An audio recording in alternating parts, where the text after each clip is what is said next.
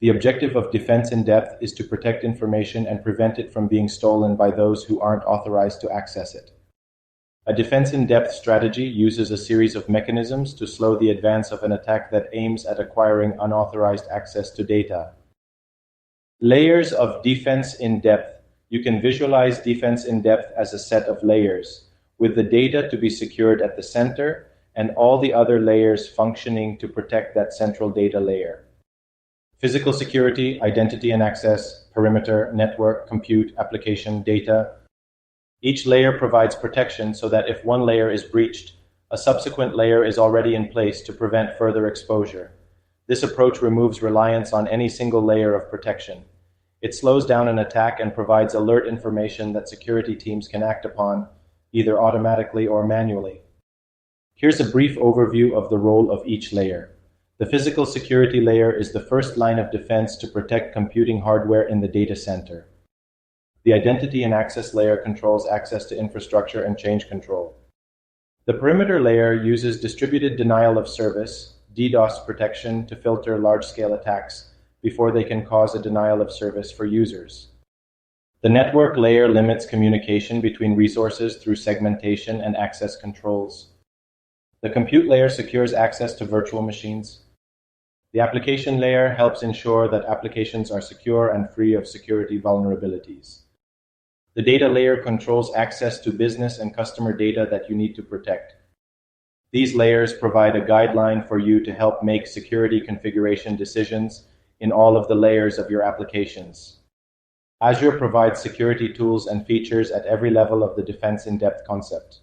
Let's take a closer look at each layer. Physical security. Physically securing access to buildings and controlling access to computing hardware within the data center are the first line of defense. With physical security, the intent is to provide physical safeguards against access to assets. These safeguards ensure that other layers can't be bypassed, and loss or theft is handled appropriately. Microsoft uses various physical security mechanisms in its cloud data centers. Identity and access.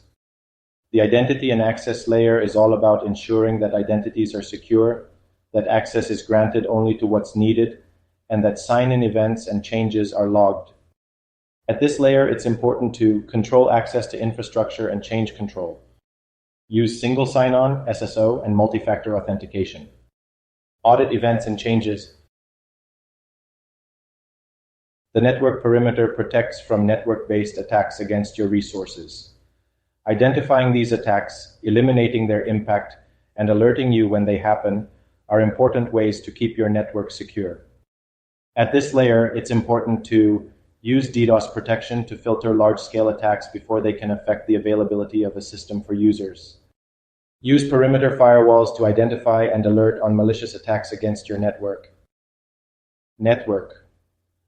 At this layer, the focus is on limiting the network connectivity across all your resources to allow only what's required. By limiting this communication, you reduce the risk of an attack spreading to other systems in your network. At this layer, it's important to limit communication between resources, deny by default. Restrict inbound internet access and limit outbound access where appropriate. Implement secure connectivity to on-premises networks. Compute. Malware, unpatched systems, and improperly secured systems open your environment to attacks. The focus in this layer is on making sure that your compute resources are secure and that you have the proper controls in place to minimize security issues. At this layer, it's important to secure access to virtual machines. Implement endpoint protection on devices and keep systems patched and current. Application. Integrating security into the application development lifecycle helps reduce the number of vulnerabilities introduced in code. Every development team should ensure that its applications are secure by default. At this layer, it's important to ensure that applications are secure and free of vulnerabilities. Store sensitive application secrets in a secure storage medium. Data. Those who store and control access to data are responsible for ensuring that it's properly secured. Often, regulatory requirements dictate the controls and processes that must be in place to ensure the confidentiality, integrity, and availability of the data. In almost all cases, attackers are after data stored in a database, stored on disk inside virtual machines, stored in software as a service, SaaS applications such as Office 365, managed through cloud storage,